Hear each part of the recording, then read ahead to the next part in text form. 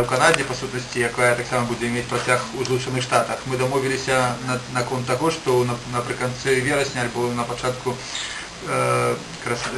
кастрычніка правесці разам з нашымі канадскімі партнерамі буйную інвестыцыйны эканамічны форум у нашай краіне, з тым, каб сюды запрасіць рэфарматараў Канады, людзей, якія робяць рэформы ў гэтай краіне, таксама там рэформы ідуць, запрасіць людзей, з якімі яны працуюць ва ўсім свеце, у тым з Азіі, з новых развітых краінаў.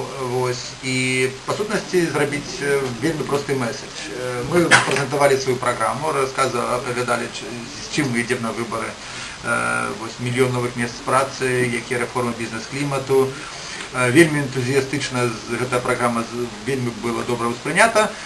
І нашы сябры сказалі, што яны гатовы прывесці эліту сусветнай эканамічнай думкі і проста паслаць вельмі добры месседж. Калі гэтыя рэформы беларускія рэфарматары зробяць, то канадскі бізнес не будзе стаяць у старане, будзе мільярды даляраў сюда ў нашу эканоміку вкладваць.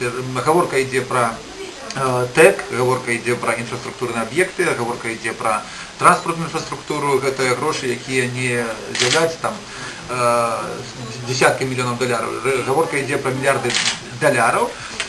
І што больш вельмі важна, што на спатканні з прэм'ер-міністрам мы таксама казалі пра супрацоўніцтва, і ён, як адзін з чальцоў Вялікай сямёркі і Вялікай двадцаткі, таксама будзе такім чалавекам, праз якога можна накіраваць месседжы аб тым, што адбіраецца ў нашай краіне у гэтай арганізацыі. І гэта такі голас вельмі аўтарытэтны, і калі ён будзе выступаць за нашым адвакатам, то вельмі вялікія перспектывы адкрываюцца.